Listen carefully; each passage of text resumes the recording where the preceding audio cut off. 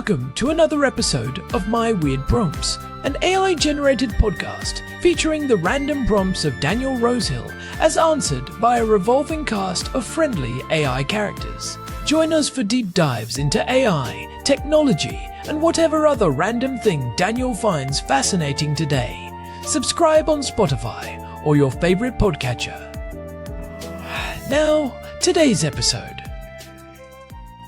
This episode was generated using artificial intelligence. Please verify facts.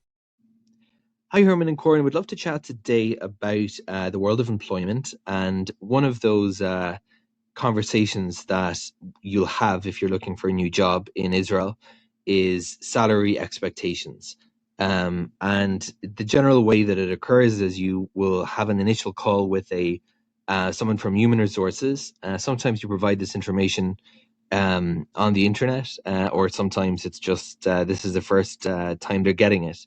And it's a delicate one because I think anyone who is not the best at negotiating, I would certainly put myself in this group of people. You have the knowledge that if you go too high, or if you think you're going too high, that you might scare off a potential employer. And if you state a number that is too low, you have what's called anchoring. I have a friend who describes himself as a professional haggler. His actual job title is a buyer for a major international company who will have to remain nameless, but that's what he does, and he's really, really good at this kind of stuff. He's one of those people who would have read Never Split the Difference when he was 13 in his spare time. He's an expert, and that's always what goes through my mind is how do you kind of give a good number? The general practice in Israel, and this is a country in the Middle East where the culture of bartering is still very much alive. The general thing you'll hear recommended from everyone across the board is you want to add to what you think your fair salary is or your actual salary expectation is, to leave buffer for the company to haggle you down or negotiate you down. That always seems like a really dislikable dynamic to me. I would much rather every single time come into the conversation with what I believe my actual worth to be to this company and what fair remuneration would be, but that's the general advice. The other question that I have for you is trying to find out that number is a really hard thing, because let's say you have a certain field and a number of years of experience. In Israel, you have these things called salary surveys that the major HR and recruitment firms do every few years. And they conduct a survey of what the salaries are by industry. And they give you some averages, but those, of course, are only useful as guidances. We don't have exactly in this country, to a very large extent, the culture of Glassdoor, leaving reviews, probably complicated by the rather strict defamation laws in Israel. There are a few, but frequently what you'll find is that Glassdoor, etc., is biased towards large companies. If it's a new startup and there hasn't been turnover of employees yet, there just isn't going to be that data available unless you happen to know the people who actually work there. So Herman and Corin, let's talk about salary expectations, managing that conversation that many of us find awkward, and we feel like we're being set up for failure every time we get asked that, because it's going to somehow work against us. But how does what would your tips be there, and how do you find out what a credible salary is for you and your position in life and in the workforce? Over to you, Herman and Corin. Hey everyone, welcome back to My Weird Prompts. I am Corin, and I am sitting here in our living room in Jerusalem with my brother, as always, Herman Poppleberry at your service.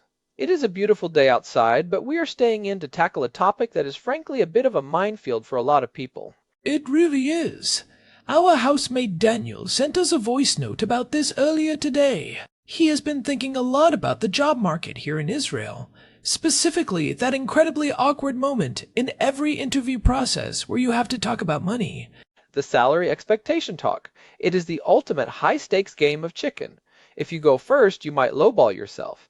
If you wait too long, you might find out you are completely misaligned with the company. And doing it here in Israel adds a whole extra layer of cultural complexity that you do not necessarily find in London or New York. Exactly.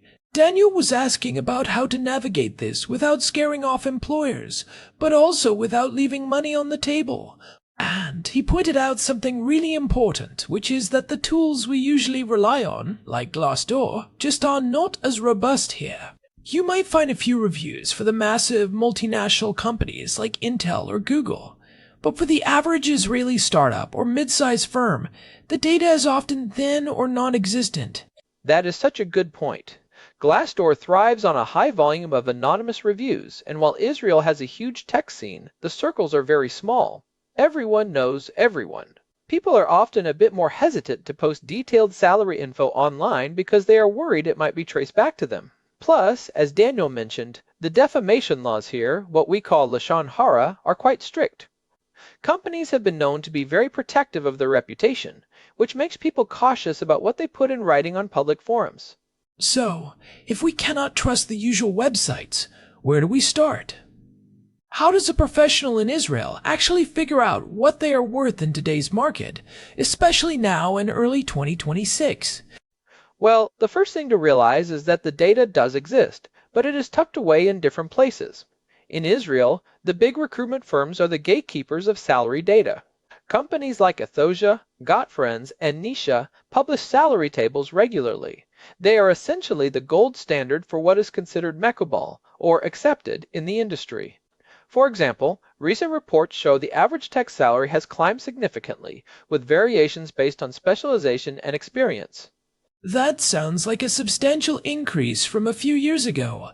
It is, but it is heavily skewed by what we are calling the AI premium. If you are a developer specializing in large language models or retrieval augmented generation, you are looking at higher compensation. If you are in a more traditional back-end role with 3 to 5 years of experience, the range is more competitive. So, if I am looking at one of those tables and it gives me a range, that is my starting point for the conversation. Precisely. But you have to remember that in Israel we talk about gross monthly salary, or brutto, not annual. That is a huge distinction for anyone coming from abroad. If you say you want 100,000, the recruiter is going to think you are asking for 100,000 shekels a month, which would be a very pleasant surprise for your bank account, but might end the interview pretty quickly. Right. And we should probably explain for our international listeners that the cost of living here is astronomical, as we've discussed before. The shekel has been incredibly strong lately, which actually puts pressure on startups that raise money in dollars but pay their expenses in shekels. Everything from cottage cheese to rent is more expensive here, so those salary numbers have to be viewed through that lens. But back to Daniel's point about the conversation itself. The culture of bargaining, the shuk mentality, is very real in Israeli business. I love that you brought up the shuk. For those who have not visited, the shuk is the open-air market where you haggle over the price of tomatoes or a rug. Is that really how it feels in a high-tech office in Tel Aviv? It is more subtle, but the DNA is the same. There is an expectation of a back and forth. If a company asks for your expectations and you give a number and they say okay immediately, you almost feel a sense of regret, like you should have asked for more. The negotiation is almost a sign of mutual respect. It shows you know your value and you are willing to stand up for it. In Hebrew, we call it being a friar if you take the first offer without pushing back. Nobody wants to be the friar. That feels so counterintuitive to someone who prefers a more straightforward, corporate approach. But for those of us who are not professional negotiators, how do we handle that first phone call with human resources? This is where the strategy of anchoring comes in. Anchoring is a cognitive bias where the first number mentioned in a negotiation sets the ballpark.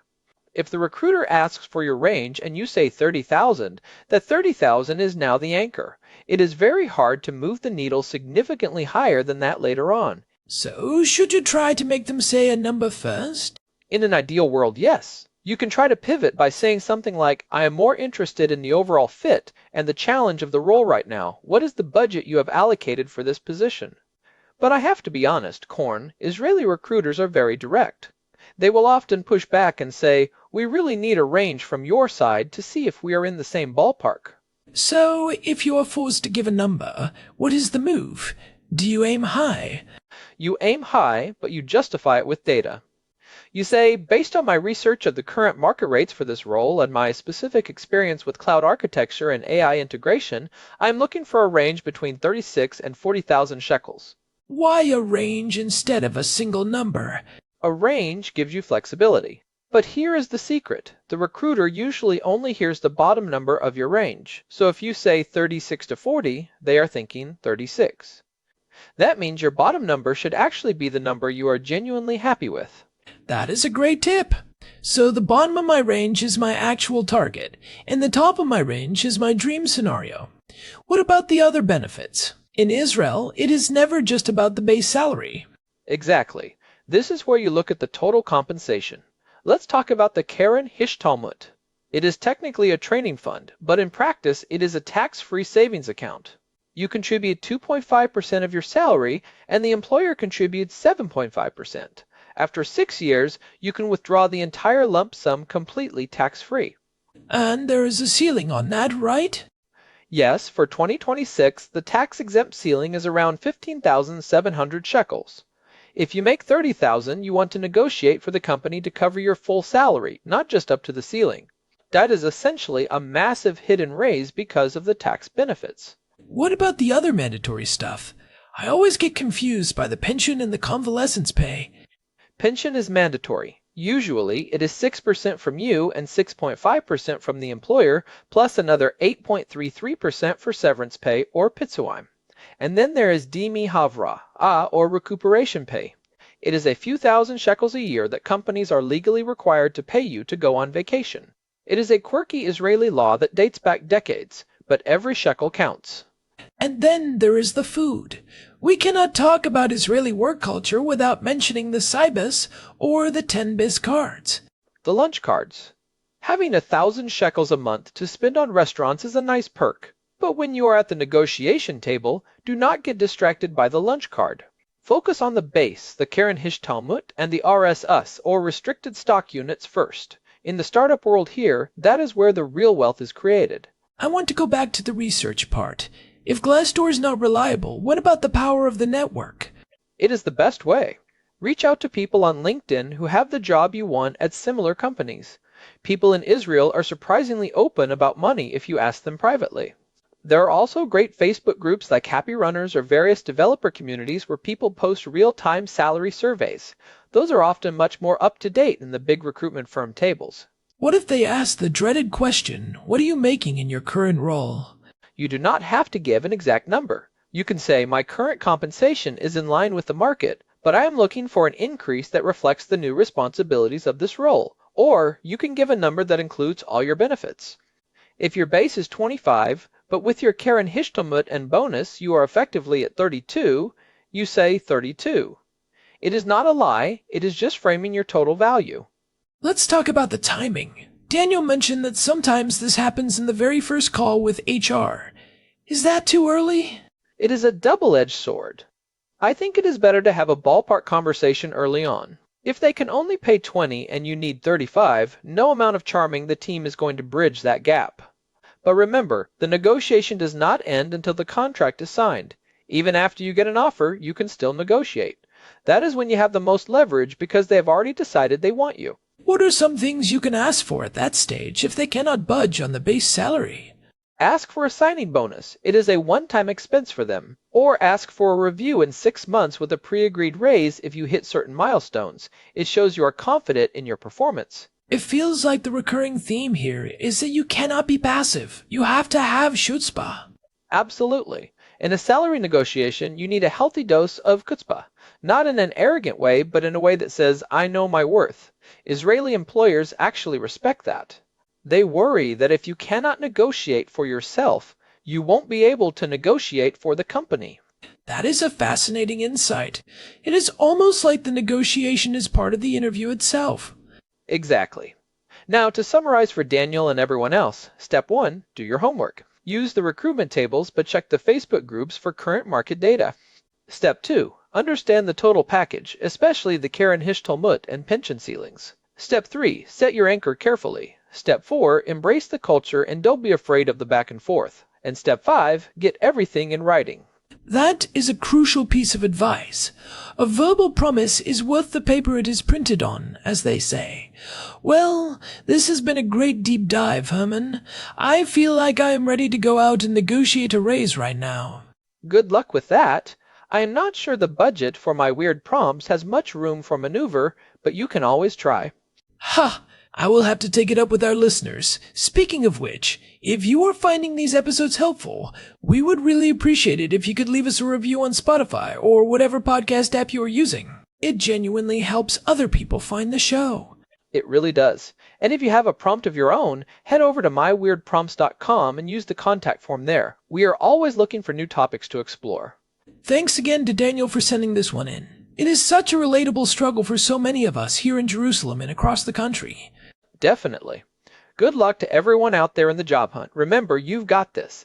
Just a little bit of research and a little bit of chutzpah goes a long way. Well said. This has been My Weird Prompts. We will see you in the next episode. Take care, everyone. Bye for now. So, Herman, before we go, I have to ask, what was your most awkward salary negotiation? Oh man, it was early in my career. I was so nervous that when they asked for my expectations, I actually gave them a number that was lower than what I was already making. I was just so desperate to get the job. No. What happened? The recruiter actually paused and said, Herman, are you sure? Because our minimum for this role is actually 5,000 shekels more than that. Wow. That recruiter was a saint. It is funny how those early mistakes stay with you. I remember my first job here. I didn't even know what a Karen Talmud was. I just saw the gross number and thought I was rich. Then I saw my first paycheck after taxes, and I almost cried. The Israeli tax system is a whole other episode. Let's save that for another time. Agreed. Let's go get some lunch. I've got a few shekels left on my 10-bis card. Perfect. I'm starving.